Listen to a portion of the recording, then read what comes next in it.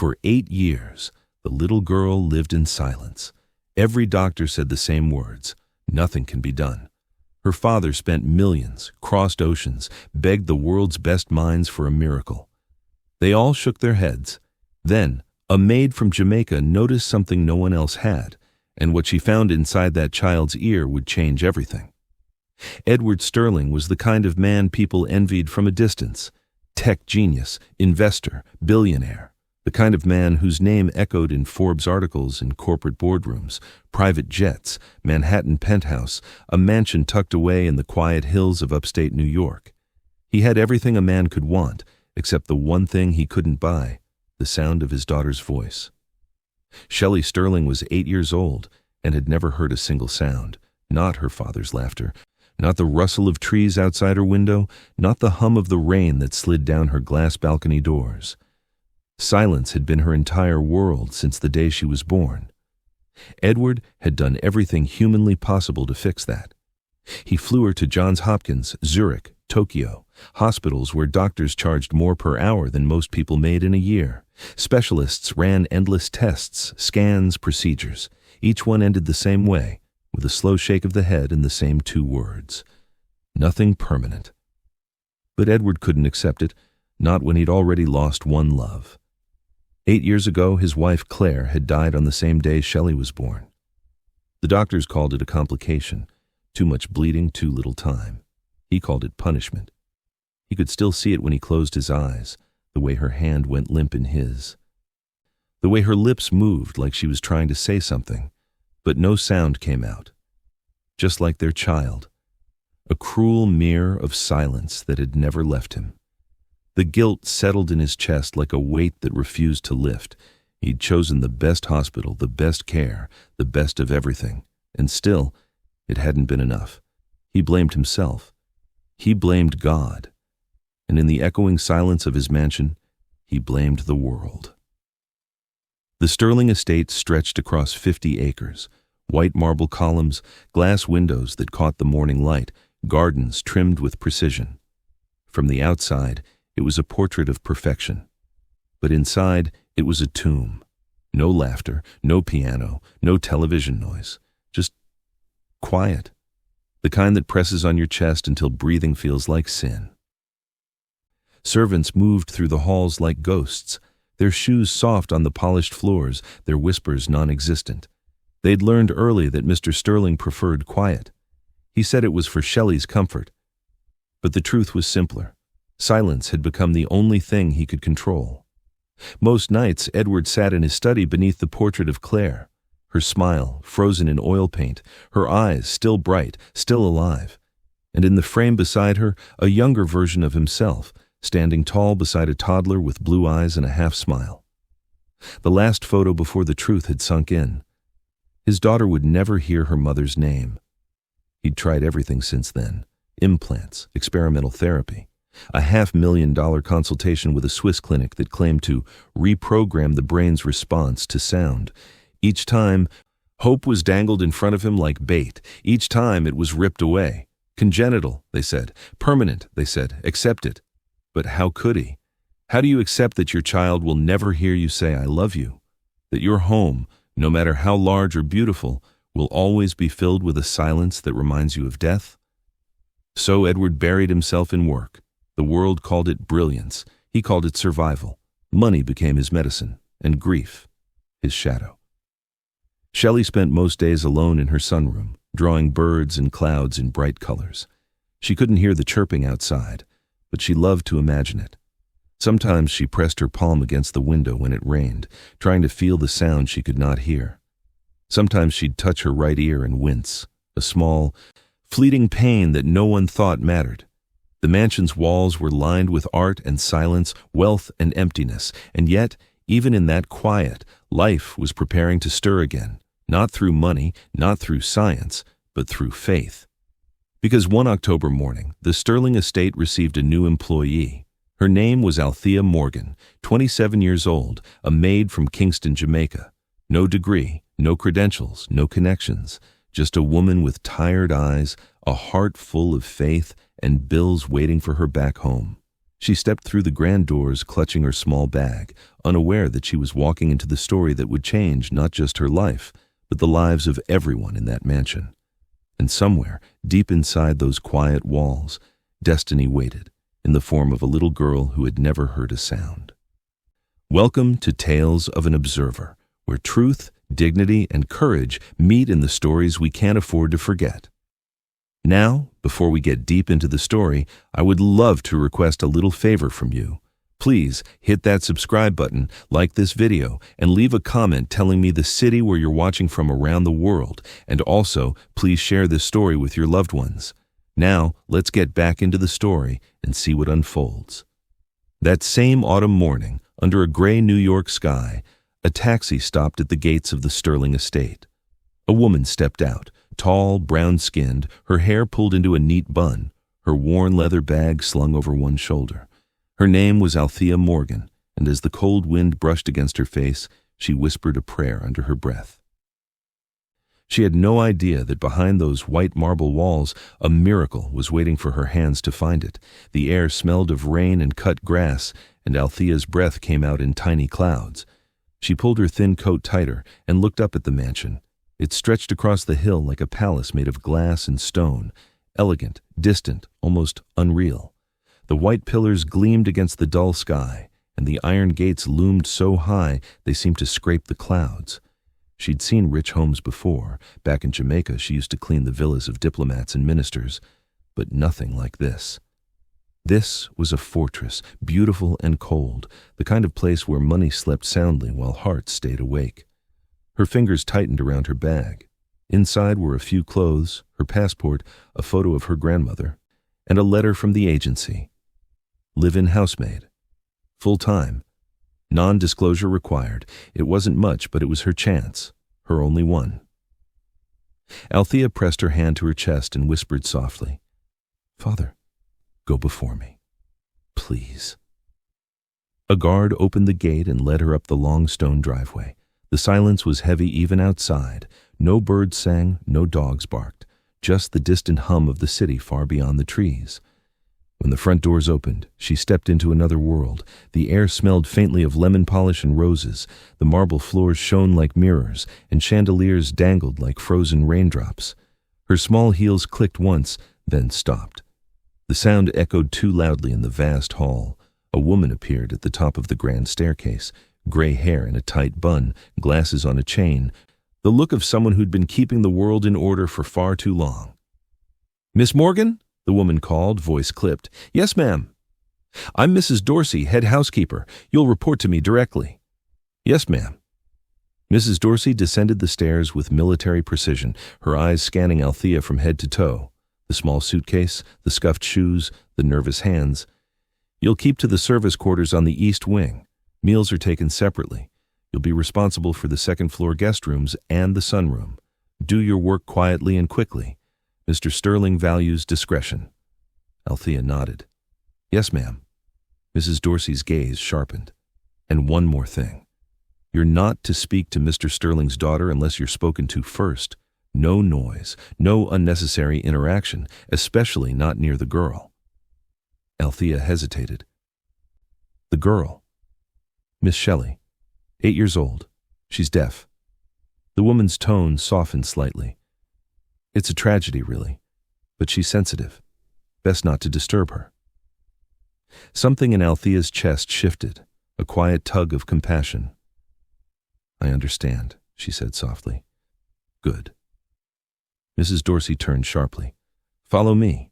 They walked through the mansion's corridors where portraits lined the walls, elegant ancestors staring down like judges from another century. The carpets muffled every sound. Even the light felt hushed, filtered through thick drapes and spotless glass. But Althea noticed other things too. The air wasn't just quiet, it was tired, the kind of silence that felt lived in, like it had grown roots. As they passed a large study, Althea glimpsed a man sitting at a desk, head bent, shoulders squared, surrounded by papers and glowing computer screens. His face was hard, eyes distant. She didn't need an introduction to know who he was. Edward Sterling. He didn't look up. He didn't have to. The air around him carried the weight of someone who had stopped believing that anything could change. Mrs. Dorsey led Althea through a back hallway and into the servants' quarters, a small, narrow space with beige walls, a bed, and a window overlooking the gardens. "Unpack, then report to the kitchen. We keep a strict schedule here." "Yes, ma'am." Mrs. Dorsey left without another word, her footsteps vanishing like mist. Althea sat on the edge of her bed and exhaled. Her hands trembled slightly, not from fear but from the heaviness of starting over. That night, as she folded her clothes into the narrow dresser, her eyes fell on the photograph tucked into the pocket of her bag. Her grandmother, Mama Cora, lying in a hospital bed, still smiling through pain. The note taped to the back read, "3 months past due." She remembered the day she got the letter. The nursing home in Kingston had warned her if the bills weren't paid soon, they'd have to transfer Mama Cora to a state facility, the kind of place where no one remembered your name. Althea had promised, "I'll fix it, Nana. I'll send the money. God will make a way." 2 weeks later, the agency had called about a billionaire's home in New York. She'd taken the job without hesitation, not because it was glamorous, but because it was hope. Still, as she looked around her small room that night, she couldn't shake the feeling that the mansion itself was listening, watching even. The next morning, she woke before dawn and began her work. The halls were as silent as they had been the night before. Dusting, polishing, folding, the hours moved quietly. But when she reached the sunroom, something made her pause.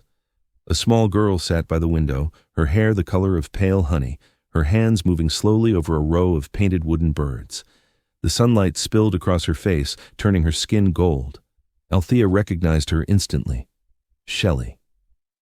She froze for a moment, unsure whether to speak, remembering Mrs. Dorsey's warning, but Shelley turned, sensing her presence. Their eyes met. Shelley studied her with quiet curiosity, her blue eyes wide, her head tilted slightly to one side. Althea smiled, a small, kind smile, and raised her hand in greeting. The girl didn't wave back. But something flickered in her expression. Not fear, not confusion, just awareness. Then, as Shelley shifted, Althea noticed it. The girl's right hand rose to her ear, fingers pressing against it gently, her face tightening with a faint wince. The movement was quick, almost instinctive, but Althea saw it. A memory stirred. Her mother, bending over a sick child in Kingston years ago, whispering, "Pain that hides often speaks in silence." Althea's heart gave a small twist.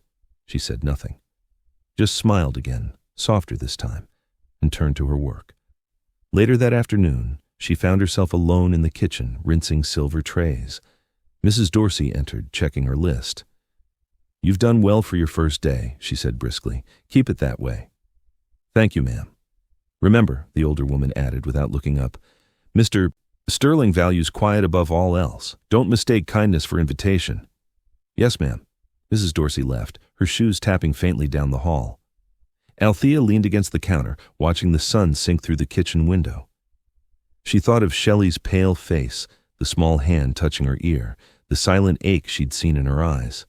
She whispered to herself, "Lord, let me be a light in this house."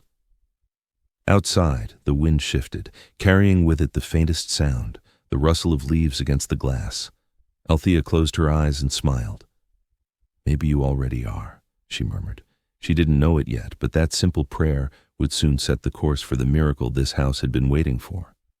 The Sterling mansion was not built for noise. Its walls were tall and thick, swallowing even the faintest sound before it could travel. The only things that echoed through the corridors were footsteps, measured, soft, practiced. Everyone who worked there had learned the rhythm of silence. For Althea, it was strange at first. In Jamaica, she'd woken each morning to roosters crowing, to children shouting and radios playing in the street.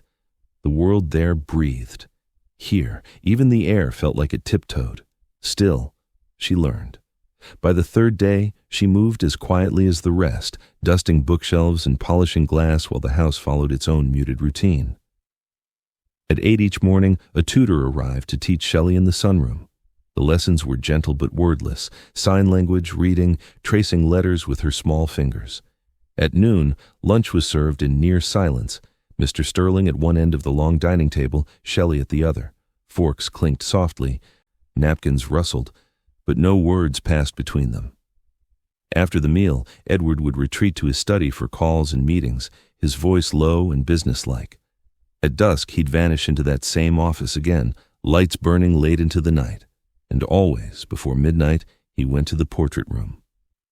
Althea had never meant to see it, but one evening as she passed down the hall, she'd caught a glimpse through the slightly open door. Edward stood before a large painting of a woman, his wife, she guessed, blonde hair, green eyes, her smile captured forever in paint. He would stand there for a long time, hands in his pockets, the light from the fireplace flickering over his face. Once, Althea thought she saw him reach up as though to touch the canvas, then stop halfway and let his arm fall.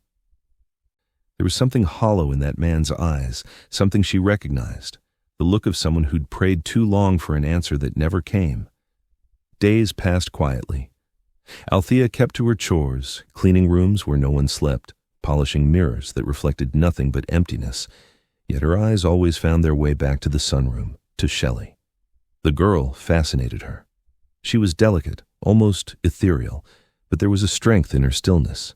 She moved gracefully through her small world of drawings and puzzles, never making a sound, yet somehow speaking volumes.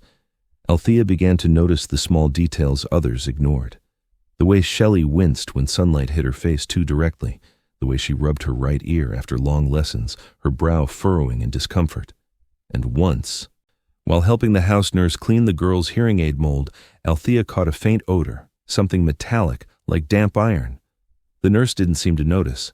Neither did Mrs. Dorsey. But Althea did, and the smell stirred an old memory. It was her mother's voice she heard in her mind that night, soft but firm, a nurse who'd seen too many poor children suffer from things no doctor took the time to find. Pain that hides often speaks in silence, child. Don't ever ignore what you see. Althea remembered being 10 years old, standing in their small kitchen in Kingston, watching her mother wash a sick boy's ear with a warm cloth. The boy had cried soundlessly, and when Althea asked why, her mother said, "Because sometimes hurt is too deep for noise." Now, in this quiet mansion thousands of miles away, she saw that same kind of hurt in Shelley Sterling's eyes. It began with a paper bird.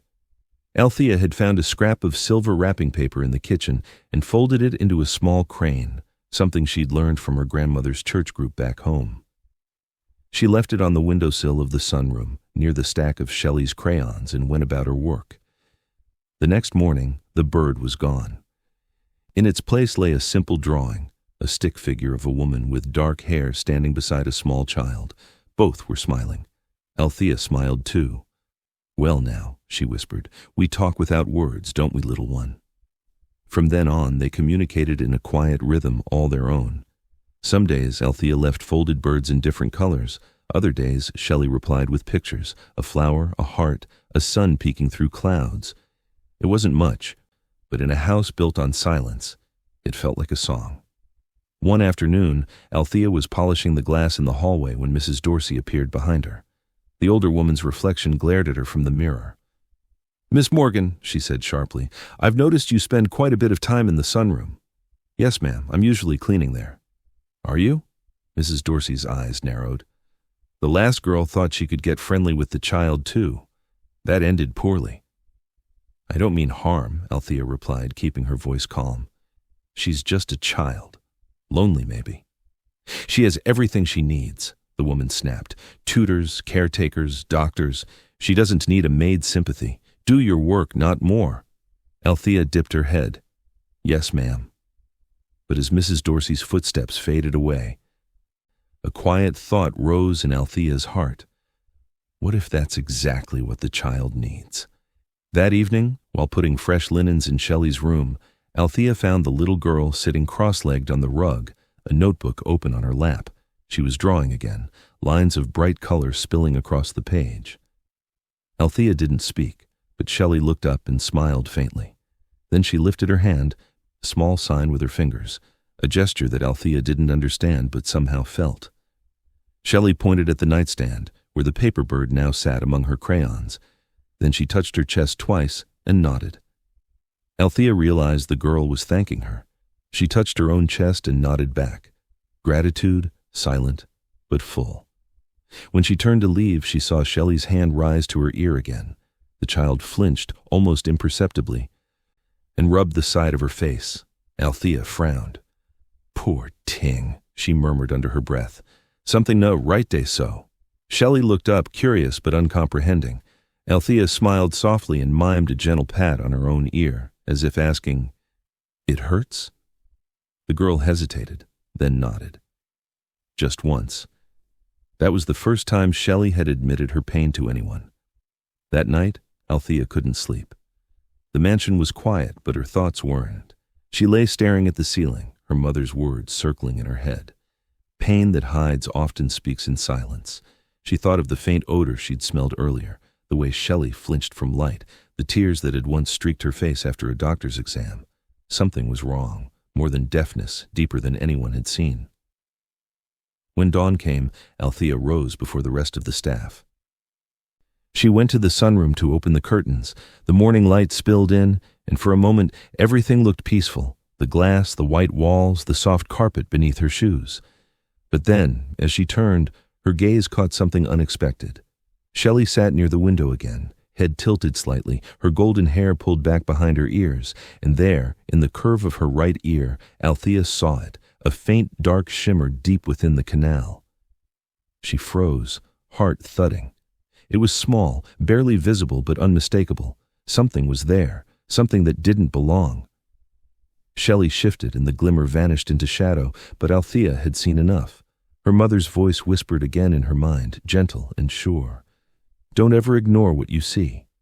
Althea stepped back, her breath shallow, the weight of understanding pressing on her chest. Whatever was hidden inside that child's ear, the doctors had missed it. But she hadn't. And deep down, she knew that tiny glimmer was the beginning of something far greater than either of them could imagine. The days that followed carried a strange heaviness. Autumn deepened around the Sterling estate, painting the trees in copper and gold, but inside the mansion, the air grew tense, pressed down by something unseen. The silence that had once felt ordinary now carried weight, like it was waiting for something to break. Althea noticed it first in Shelley's eyes. The girl who once spent hours drawing birds and folding paper now sat by the window with her arms wrapped around her knees. She no longer reached for her crayons. Her appetite faded too. At lunch, her plate would sit untouched, the food cold before anyone noticed. When the housekeeper tried coaxing her to eat, Shelley would turn her head away, pressing her right ear against her shoulder as if trying to hide from the world. Althea saw the pain written all over her small face, the tightness in her jaw, the flicker of fear, each time a soundless spasm rippled through her. "She's not feeling well," Althea murmured one afternoon to Mrs. Dorsey, who was arranging the cutlery with military precision. Mrs. Dorsey didn't look up. "The child's fragile. Mr. Sterling has her doctors for that. You just keep to your duties." "Yes, ma'am." But Althea couldn't keep to her duties, not when she passed Shelley's room later and saw the girl lying still, her tiny hands clutching the side of her head. She knelt beside her bed. "Sweetheart," she whispered, though she knew Shelley couldn't hear her. The girl's blue eyes opened, wide, glassy, full of tears. Her lips trembled, but no sound came. Althea brushed a curl from her forehead, heart aching. "It hurting you bad, eh?" she murmured. Shelley nodded faintly. Althea exhaled and pressed her hand gently over the child's. A small gesture, but one filled with a mother's tenderness. She wished, not for the first time, that someone would listen the way this child needed to be heard. The next day, the quiet broke. Mr. Sterling arrived home earlier than usual, his voice echoing down the hall. "Where's Dr. Krause?" he barked at Mrs. Dorsey. "He was supposed to be here an hour ago." "On his way, sir." Edward's face was pale, drawn tight with exhaustion. His tie hung loose around his neck, and the light in his eyes was brittle. "She's worse," he muttered. "I can't stand seeing her like this." When the doctor finally arrived, he swept into the mansion with the cold efficiency of a man used to being paid far too much to care. Dr. Krause was tall, silver-haired, his smile polite but distant. "Mr. Sterling," he greeted curtly, snapping on latex gloves. "I reviewed her latest scans before coming. Let's take a quick look." They brought Shelley to the sitting room. She sat in the chair, small and trembling, clutching her stuffed rabbit. Althea stood at the doorway, unseen but watchful. The doctor tilted Shelley's head, shining a small light into her ear. "Mild inflammation," he said flatly. "No infection visible. Likely a sensory response linked to her condition." Edward frowned. "What does that mean?" "It means her system's reacting to external stressors, perhaps dietary imbalance, perhaps psychological strain. It's not unusual." "But she's in pain," Edward insisted, voice cracking. "She hasn't eaten in days." Dr. Krauss shrugged. "Children with congenital hearing loss often develop behavioral patterns. We could increase her anti-inflammatory dosage, but frankly," he paused, glancing briefly at the maid in the corner, "there's nothing new to discover here." Althea's hands tightened on her apron. Nothing new. The same words, again and again, the same blindness, dressed in expensive suits and medical degrees. Dr. Krauss finished his notes, patted Edward's shoulder, and left instructions with Mrs. Dorsey, before leaving as briskly as he came. Edward stood motionless for a long time after the door shut. Then he turned, jaw tight. "If that's what they say, then that's what it is," he said quietly, almost to himself. "We'll adjust her medication." He left the room without looking back. Althea remained, her gaze fixed on Shelley, the little girl's face wet with tears she couldn't hear fall. That night, Althea sat on her narrow bed, Bible open on her lap. The small lamp cast a golden glow over the worn pages. Her eyes stung, not from tiredness, but from frustration. "Lord," she whispered, "why nobody see what I see? Why they so blind?" She thought of Shelley's pain, the coldness in Dr. Krauss's eyes, the emptiness in Edward's voice. And then, like a ripple through memory, her mother's words returned to her again, the same lesson she'd carried since childhood. Faith don't need permission to see truth. She closed her eyes, breathing slow, steady. But faith, she knew, was not without pain. The memory came unbidden, her younger brother David, lying in their old house back in Jamaica. He was only 14, thin and frail, his breathing shallow. "It's just a fever," their mother had said at first, working long hours at the clinic, trusting the doctors who never came. By the time they realized it was more, it was too late. Althea had been 16, holding his hand as he whispered something she couldn't hear through the rattle in his chest. She still remembered the warmth leaving his skin, the way the house grew impossibly quiet afterward. For years she had carried that guilt, the feeling that if she'd done something sooner, he might have lived. And now, looking at Shelley's innocent face in her mind, she felt that same ache, that same echo of helplessness clawing at her heart. But this time, she thought, maybe she could do something.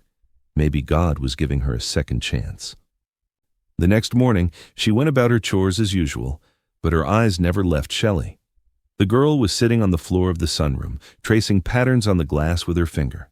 The light outside was soft, the kind that made everything look tender, fragile. Althea knelt beside her, wiping the windowsill. When Shelley looked up, their eyes met. The girl studied her for a moment, then reached out and placed her small hand on Althea's chest, just over her heart. The gesture was unexpected, pure, instinctive. Shelley closed her eyes and pressed gently, feeling the steady beat beneath her palm.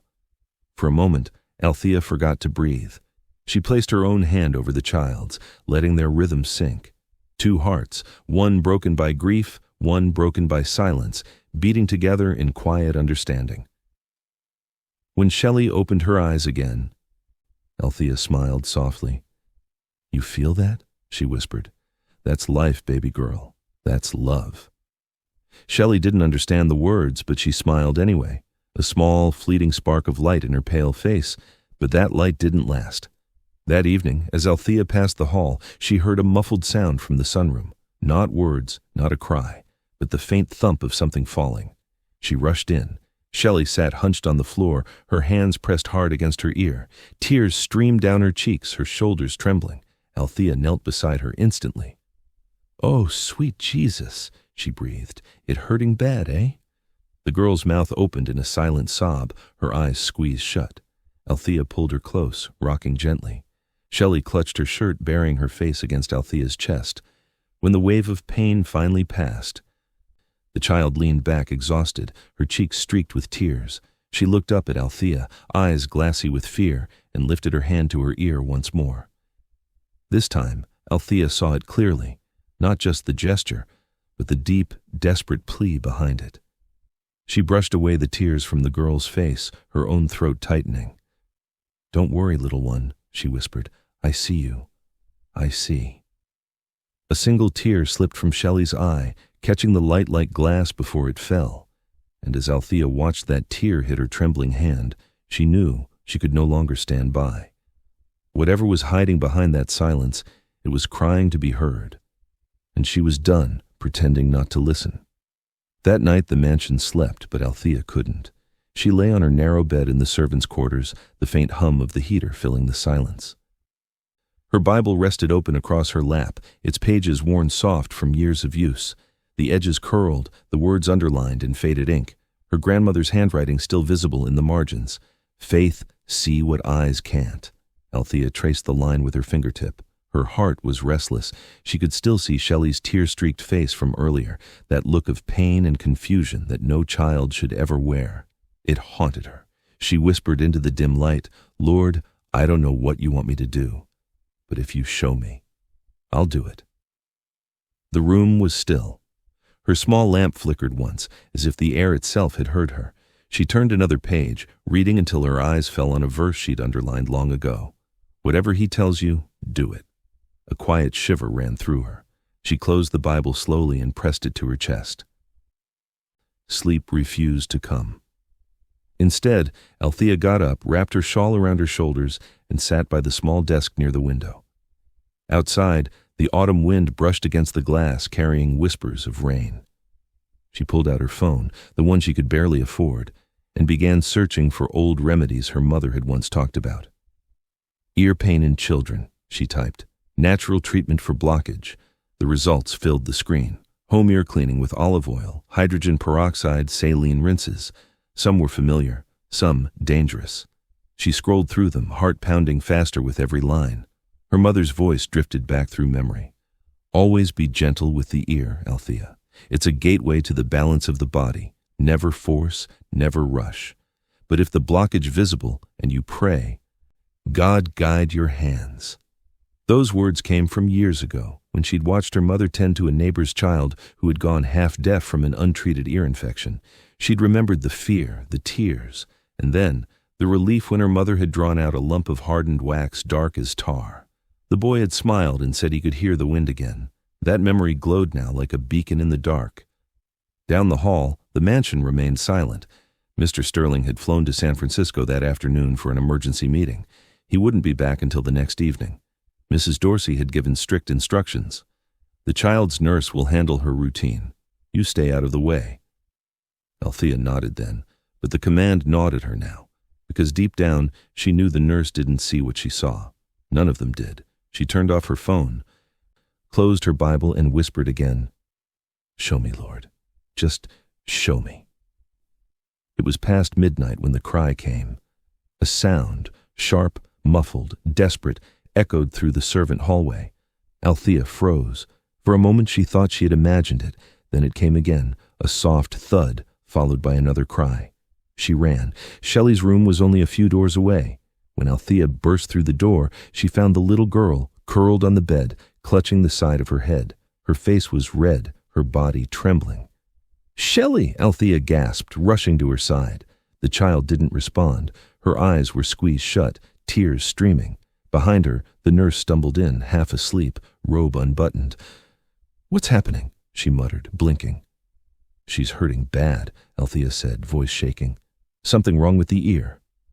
The nurse leaned closer, shining a small flashlight. "She's fine. It's just sensitivity. It'll pass." "Fine," Althea echoed, disbelief tightening her throat. "You see the pain in her face?" The nurse sighed, closing the light. "I'm calling the doctor in the morning. Give her a mild sedative now. That'll help her rest." Althea caught her wrist gently. "Please, don't give her any more medicine. Look properly. It's swelling." The woman glared. "You're overstepping, Miss Morgan. Go back to your quarters." And with that, she turned and left.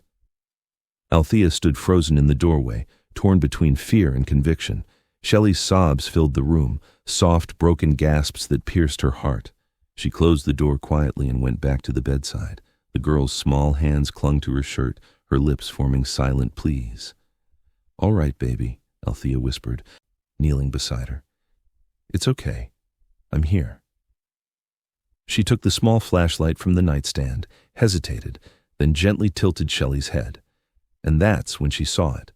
The light caught something dark deep within the ear canal, a shadowed, solid mass glistening faintly beneath the skin. It wasn't wax alone. It looked heavier, older, like it had been there for years. Her stomach tightened. "That's it," she thought. "That's the thing that's been hiding." Her hands trembled as she set the flashlight down. She could hear her mother's voice again. "If the blockage visible, and you pray, God guide your hands." But another voice followed, Mrs. Dorsey's sharp warning, "You stay out of the way." Her pulse pounded in her ears. What if she was wrong? What if she hurt the child? What if Mr. Sterling found out and fired her? Or worse? She looked down at Shelley again. The girl was shaking, her face slick with tears, her breath ragged.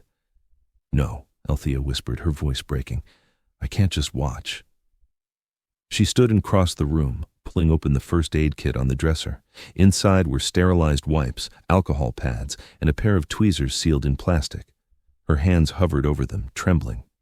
This wasn't her job. She wasn't a doctor. She was a maid with too many bills and a grandmother waiting for money she didn't have. But she was also a woman raised by healers, by faith, by love, by courage. And right now, there was no one else. Althea knelt back beside the bed and took Shelley's hand in hers. "Listen, sweetheart," she said softly, even though the girl couldn't hear her. "I know you don't understand my words, but maybe you feel my heart. You trust me. Don't you?" Shelley blinked up at her, eyes wide and wet. Slowly, she nodded. That was enough. Althea tore open the sterile packet and took out the tweezers. She wiped them down with alcohol, whispering under her breath, "Lord, guide my hands. Please don't let me harm this child." Her whole body trembled. For a moment she thought of running to the phone, calling the doctor again, letting them handle it. But then she remembered all the times the doctors had said nothing new. All the times Edward's hope had been crushed by the people who were supposed to care. She closed her eyes, took a deep breath, and whispered again, "Father in heaven, guide my hands." She opened her eyes. Her hands stilled, her breathing slowed, and as the wind brushed against the windows and the clock ticked softly in the hall, Althea Morgan, the maid from Jamaica, prepared to do the one thing no one else had the faith to try. Because some miracles, she knew, didn't wait for permission. They waited for someone brave enough to believe. The night held its breath. In the quiet of Shelley's room, the ticking of the wall clock was the only sound, faint, distant, unheard. The little girl lay still on the bed, her face pale beneath the soft glow of the bedside lamp. Her small hand gripped Althea's wrist, trembling but trusting. Althea knelt beside her, the sterilized tweezers gleaming faintly in her shaking hands. Her breath came slow and shallow, her heart hammering so loudly she thought it might wake the whole house. "All right, baby," she whispered, though the child could not hear her. "We gon' be gentle now, I promise." Shelley blinked up at her, tears glistening on her lashes. She didn't move. She just stared, her eyes wide with fear and faith all at once. Althea took a deep breath and prayed under her breath, "Father, guide my hands." Then she leaned closer. The light from the small lamp illuminated the side of Shelley's face. Althea steadied the girl's head with one hand, her fingers soft against her golden hair. She angled the tweezers carefully, her every movement deliberate, reverent. She could see it clearly now, that dark mass deep inside the ear canal, a hardened lump that seemed fused to the skin. She'd seen something like it once before, in Jamaica, when her mother treated a fisherman's son who'd lost hearing from a trapped seed pod. Her hands shook. "Easy now, easy," she murmured, her eyes locked on the narrow passage. For a moment she froze, fear clawing at her chest. What if she hurt the girl? What if it wasn't what she thought? What if she made everything worse? But then Shelley whimpered, a soundless sob, and Althea's resolve hardened. She couldn't walk away now. She pressed the tweezers forward ever so slowly until they brushed against the edge of the blockage. She felt resistance, hard, uneven, and began to pull gently. The object didn't budge. Althea's throat tightened. She adjusted her grip, wiped her trembling palms on her apron, and tried again. This time she felt it shift slightly, a faint scraping sound vibrating through the metal. "Come on now," she whispered. "Come, child of darkness, your time done." Another tug, soft, steady, prayerful, and suddenly it gave way. The small mass slid free into her hand, dark, waxy, almost stone-like. For one stunned second, Althea stared at it, disbelief and awe colliding in her chest. She held it up to the light. "Lord have mercy," she breathed. "It'd been here all this time." Then she looked back at Shelley and froze. The little girl's eyes were wide open. Her chest rose and fell in short, quick gasps. Althea leaned closer. "Shelley?" The girl blinked, her gaze darting toward the lamp, and then her lips parted.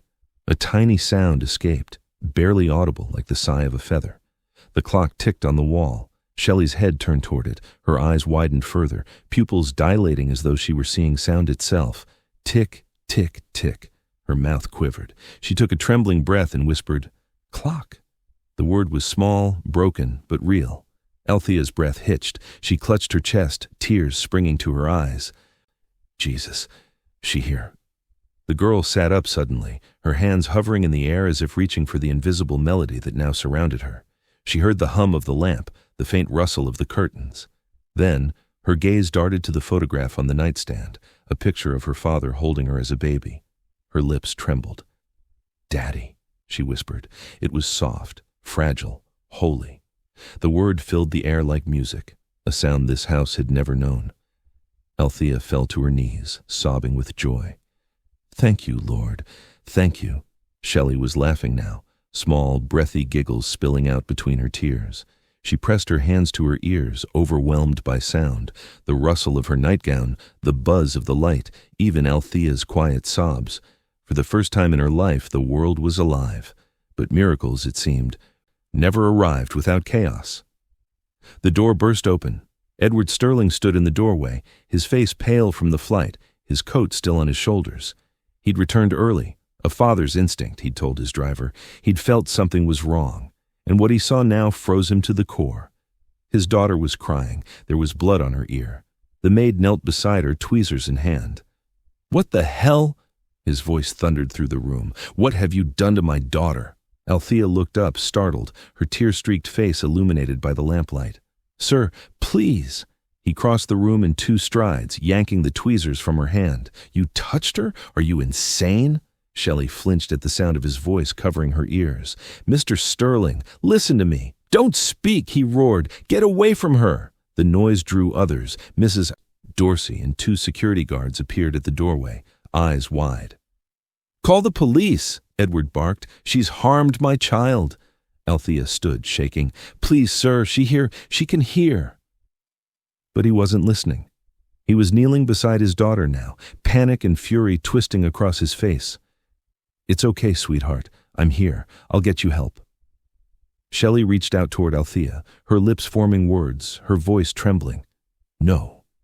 No." Edward froze. He looked at her, stunned, but before he could process it, Mrs. Dorsey grabbed Althea's arm. "Come with us," she snapped. "Sir, she's hearing," Althea cried as they pulled her toward the door. "Please listen to her. She hear you."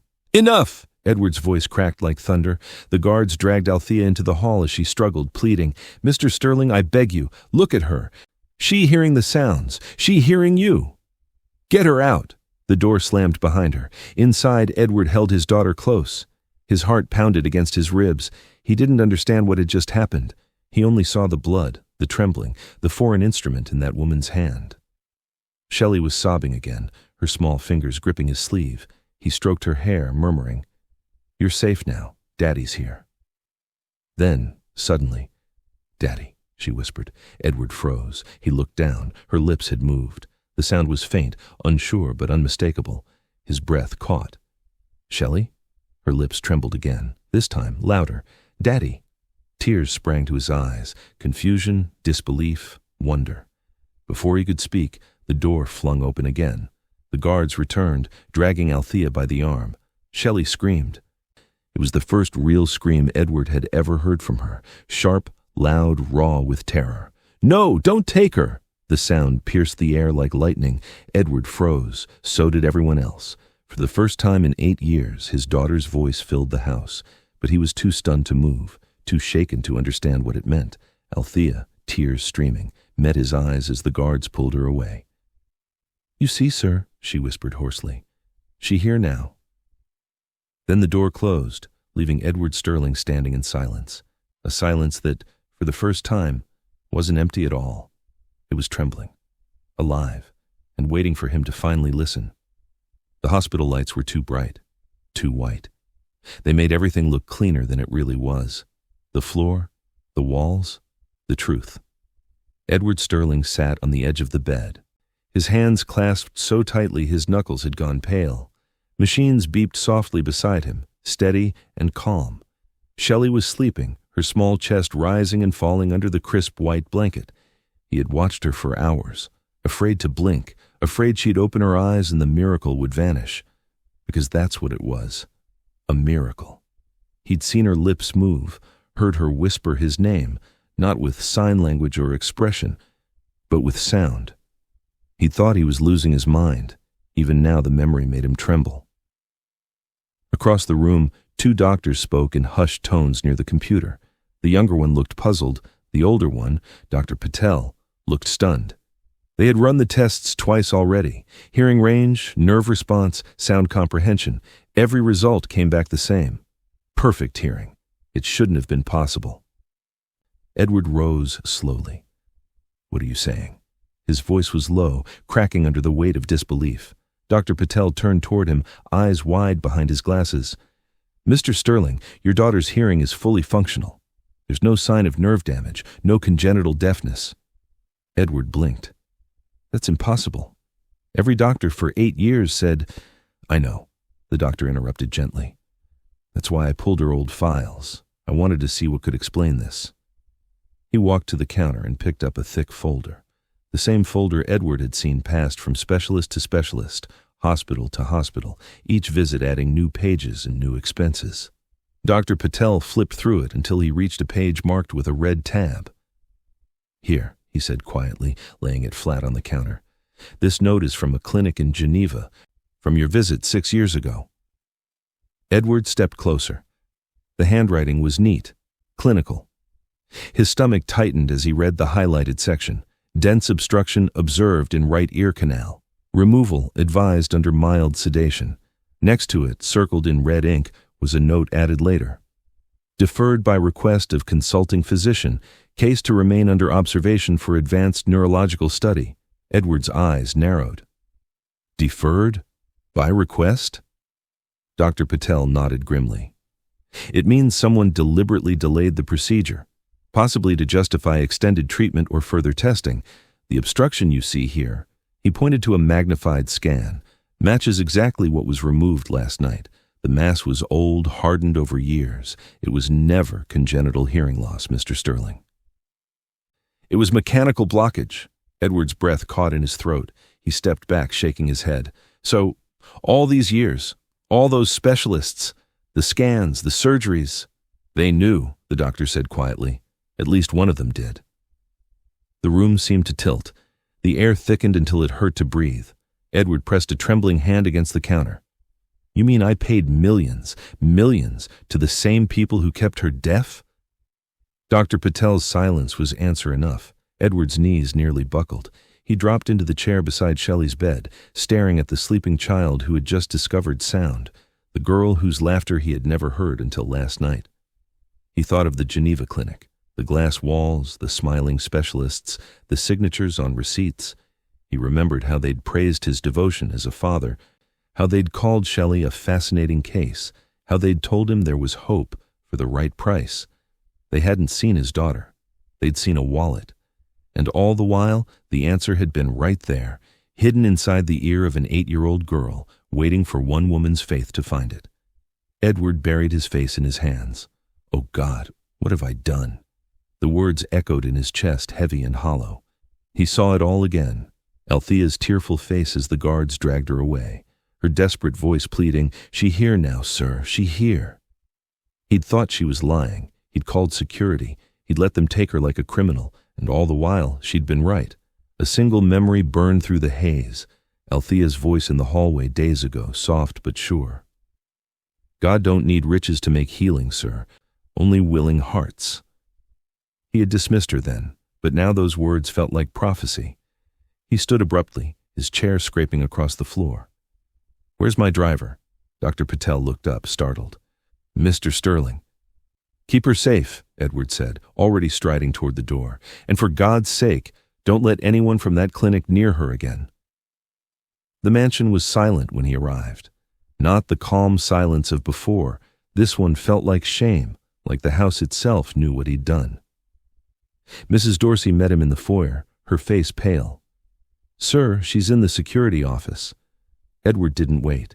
His footsteps echoed down the marble hallway, his chest burning with guilt and grief. He pushed open the heavy wooden door. Inside, the small room was dim. A single lamp cast a soft pool of light across the floor. Althea Morgan sat on the chair in the corner, hands folded, her head bowed. Her uniform was wrinkled, her hair loose from its bun, but her face, calm, radiant, tired, looked as if she'd made peace with whatever fate awaited her. The security guard stood near the wall, uncertain. Edward gestured sharply. "Leave us." The man hesitated, then slipped out, closing the door behind him. Edward stood for a moment, struggling to find words. The air between them was thick with everything unsaid. Accusation, guilt, forgiveness not yet spoken. Althea didn't lift her head. He took a slow step forward. "You knew," he said softly. "You saw what no one else did." Her eyes opened, glistening in the lamplight.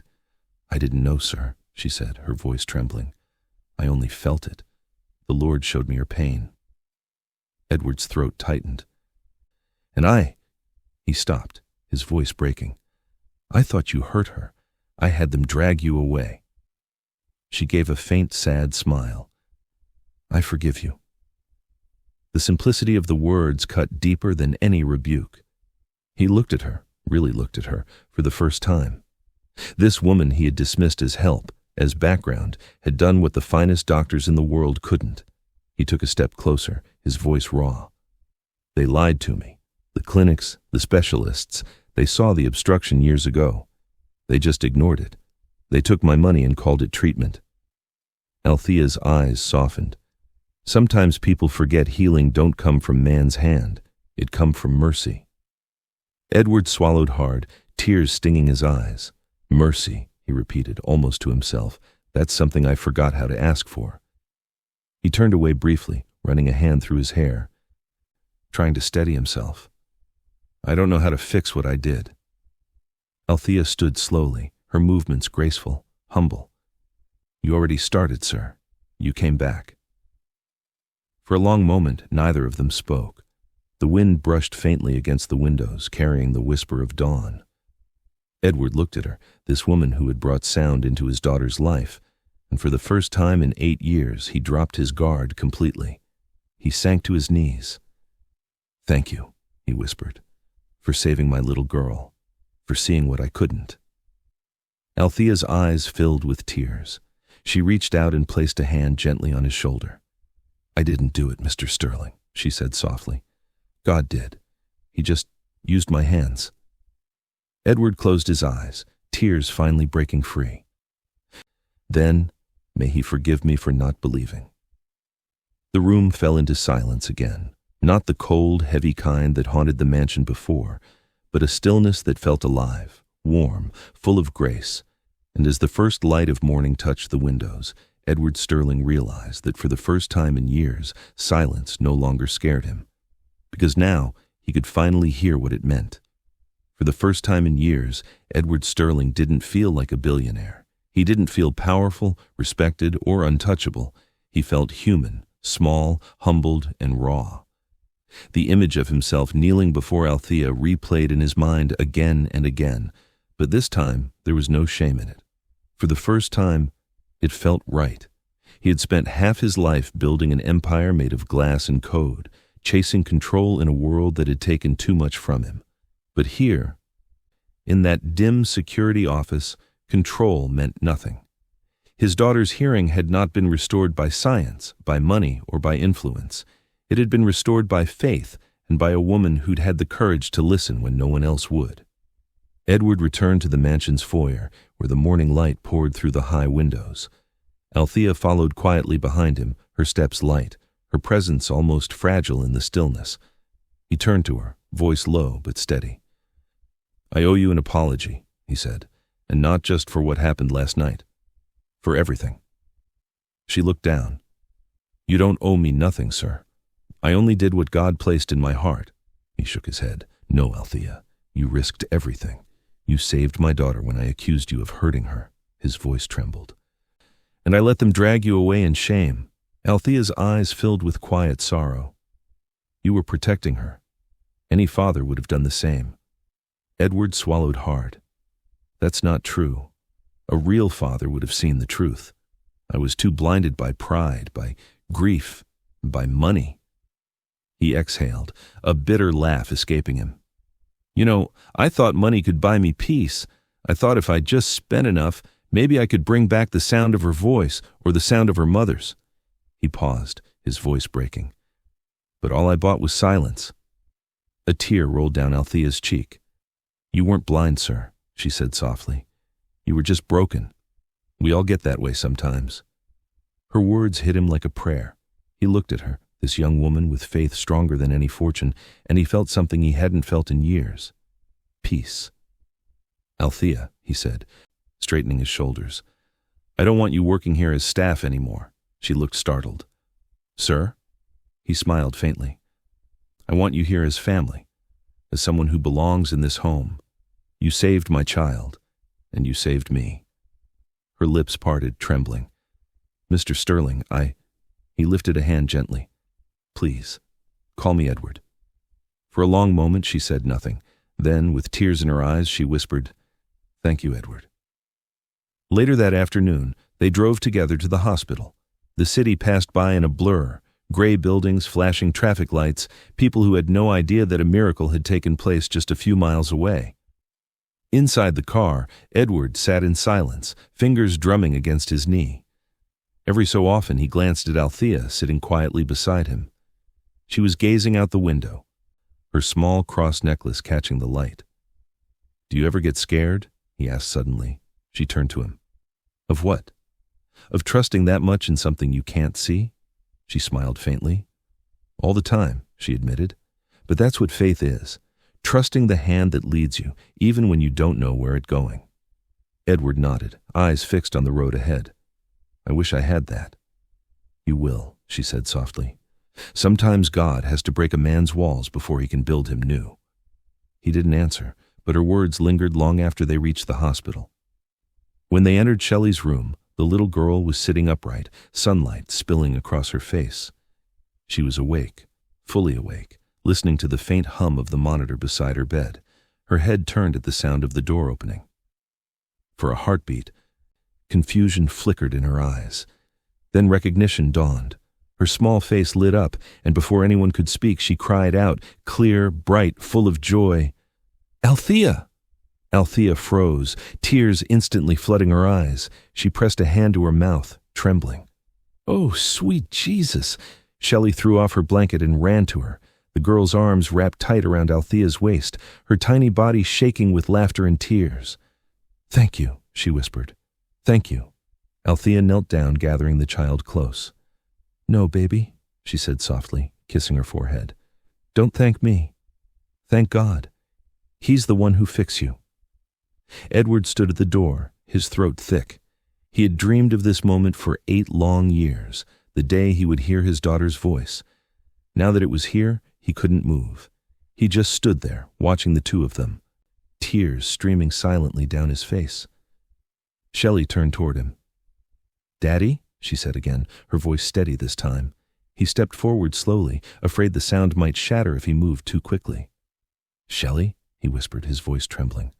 "I love you," she said. He dropped to his knees beside the bed, hands shaking, tears spilling freely.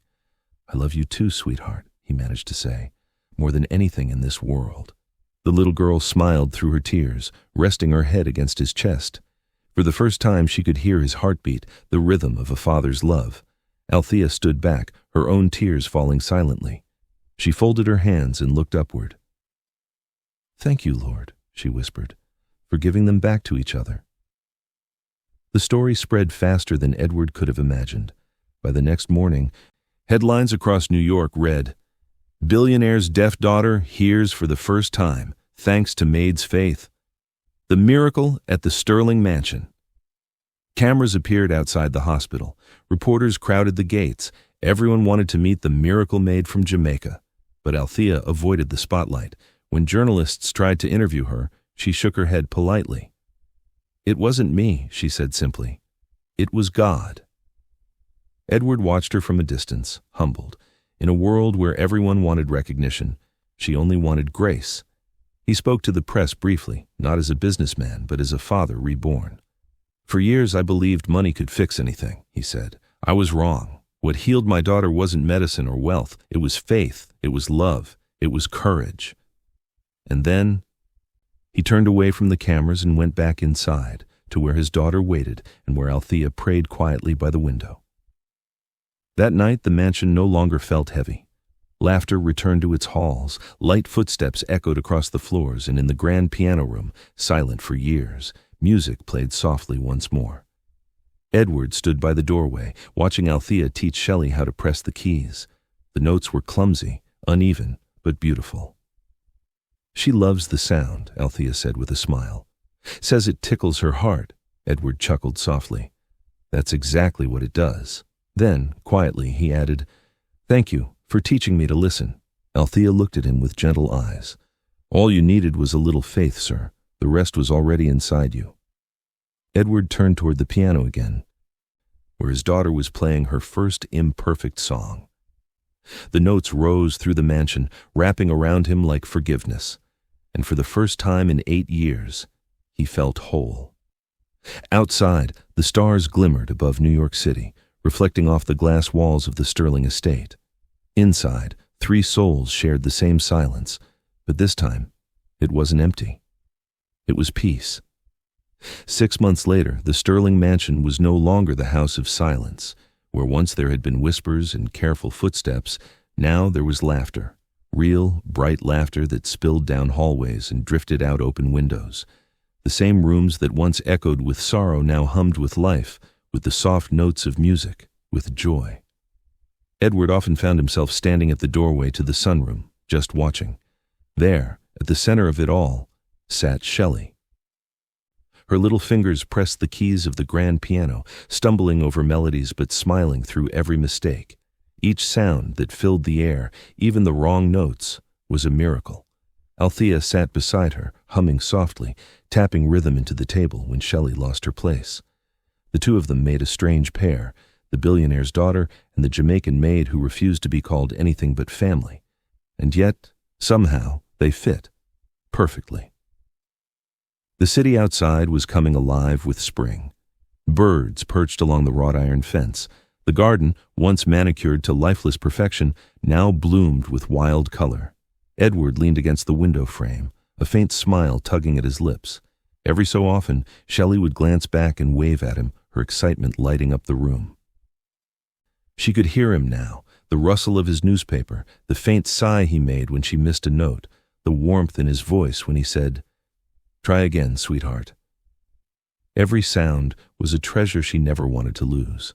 It was hard for Edward to believe how much had changed in half a year. He still remembered the day after the hospital, when the story of Shelley's healing spread like wildfire. He'd expected ridicule, maybe skepticism. But what came instead was gratitude. Letters from parents with deaf children, from doctors who admitted they didn't know everything, from people who said they'd found faith again because of one act of courage. And Edward? He had found purpose. He'd established the Clare Foundation for Hearing Hope, named after his late wife. The foundation funded ear care programs and surgeries for children in underserved communities. In the press release, Edward said simply, "This is for the ones who can't afford to be heard." He never mentioned Althea by name, not because he wanted to hide her, but because she asked him not to. "The glory don't belong to me," she told him gently. "Let it belong to God." A few weeks later, Althea received a call from Jamaica. It was her grandmother's doctor. "The hospital says the bills are paid in full," the woman said. "And not just that, she's moved to a private care home, best one on the island." Althea had pressed the phone to her chest and wept, tears of disbelief and gratitude. She never asked how it happened, but she knew. That evening, when Edward returned home, she found an envelope on the kitchen counter. No note, no signature, just a single word written in cursive: Grace. Now, months later, Grace was everywhere. Althea often caught Edward watching her and Shelley during their piano lessons. He never interrupted. He just stood quietly, listening. Once, when Shelley paused between songs, Althea teased, "You learning too, sir? You gonna play for us next?" Edward chuckled. "Not unless you want to scare the piano into retirement." Shelley giggled, covering her mouth.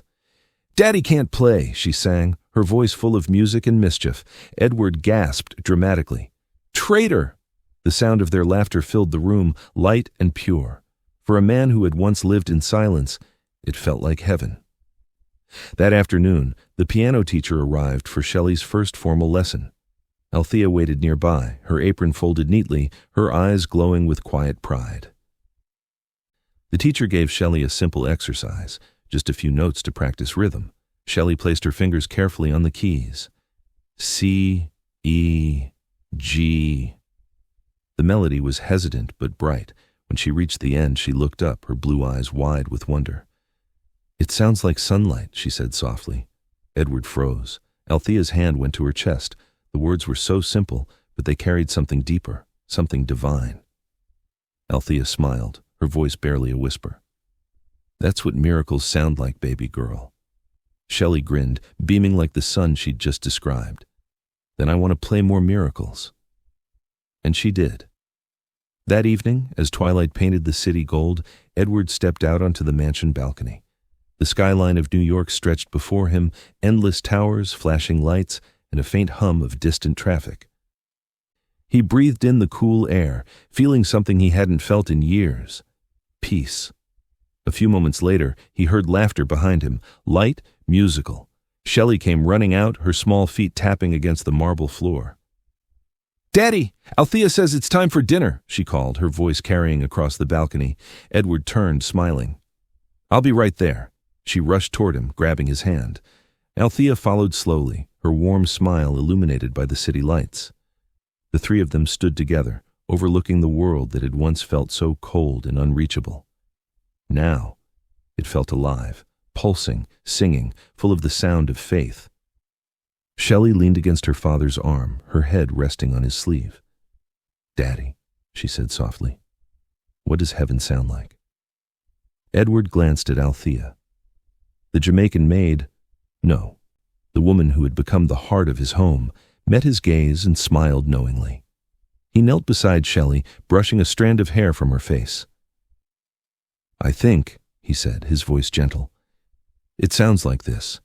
Like laughter and music and love," Shelley giggled. "Then we're already there." Althea's eyes shimmered. She wrapped an arm around both of them and whispered, "Amen." For a while, none of them spoke. They just stood there, listening, to the hum of the city below, to the wind brushing against the glass, to the rhythm of life that had finally returned. Somewhere in the distance, a church bell rang, its echo drifting up to the balcony. Shelley tilted her head toward the sound, smiling. "I can hear it," she whispered. Edward closed his eyes, his heart swelling with gratitude. And beside him, Althea whispered a final prayer under her breath. "Thank you, Lord, for giving them back their song." The city glowed beneath them like a living miracle, lights flickering like stars brought down to earth. And high above it all, on the balcony of the Sterling mansion, stood three souls forever changed: a father who finally believed, a woman whose faith never wavered, and a child who could finally hear the world sing. Thank you so much for staying with me till the very end of this story. It wasn't just a story about wealth or miracles. It was about faith, compassion, and the power of one person's courage to change another's world.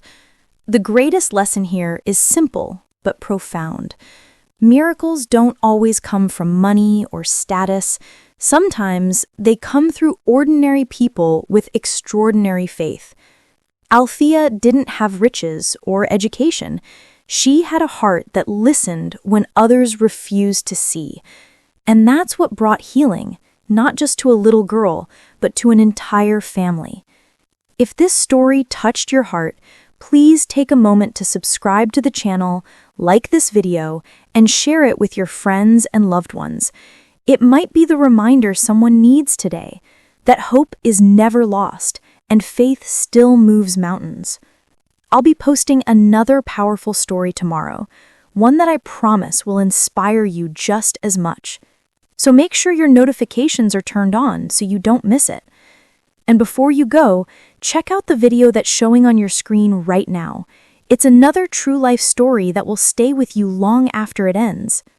Thank you again for watching Tales of an Observer, where every story reminds us that faith, love, and courage still have the power to change lives. Until next time, stay blessed, stay hopeful, and never stop believing in miracles.